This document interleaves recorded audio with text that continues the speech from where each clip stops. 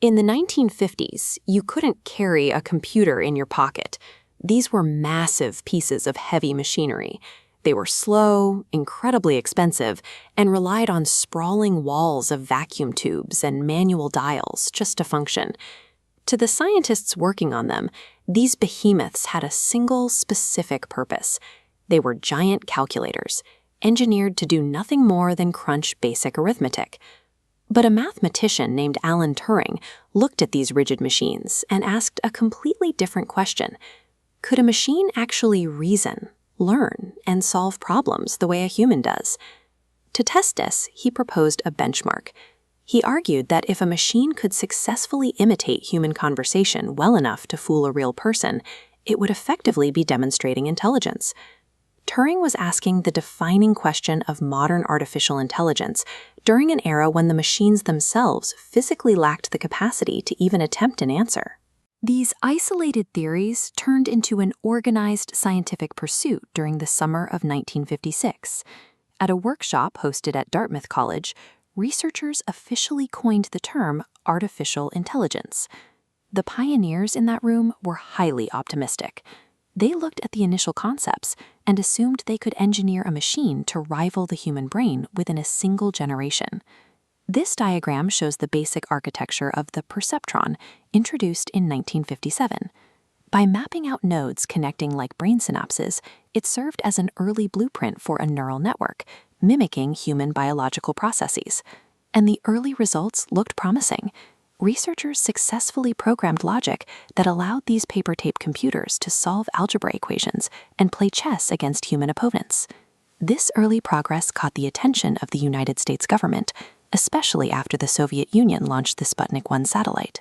Fearing they were falling behind in the technology race, the US poured millions into AI research. Military planners weren't interested in chess. They were funding this research to develop automated defense systems, intelligent surveillance networks, and machine-assisted warfare. This massive influx of Cold War cash created a powerful illusion. It made the scientific community feel like a breakthrough was imminent, masking the reality that computers of the era simply could not handle what was coming next. By the late 1960s, reality caught up with the ambition. Programs that worked perfectly in highly controlled laboratory settings completely broke down when exposed to the unpredictable nature of the real world.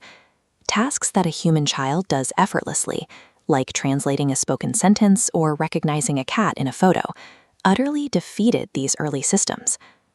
This graph illustrates the core problem.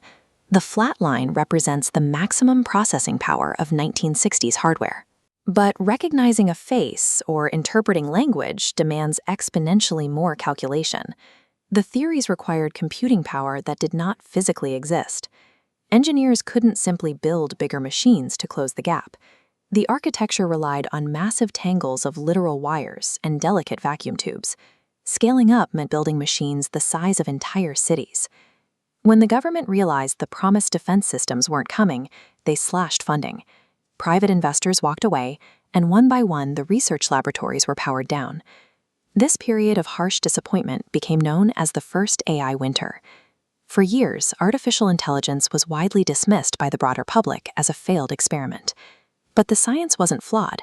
The researchers had successfully written the algorithms for neural networks and machine learning. They were forced into hibernation, waiting for the physical world to catch up to their math. Decades later, that catch-up finally happened. Sprawling rooms of dials and paper tape were replaced by massive data centers packed with millions of miniaturized processors. We finally built the physical infrastructure capable of storing massive datasets and running the heavy computations required to bring those early neural networks online. With the hardware bottleneck removed, capabilities rapidly expanded. Machines achieved natural language translation, interpreted complex visual environments, and began generating entirely new text and images. Every time you use a modern AI tool, you are watching a system execute the test Alan Turing proposed back in 1950. The intelligence we see from computers today is the long-delayed activation of a 70-year-old blueprint. The pioneers of the 1950s had the right idea. They just had to wait a lifetime for us to build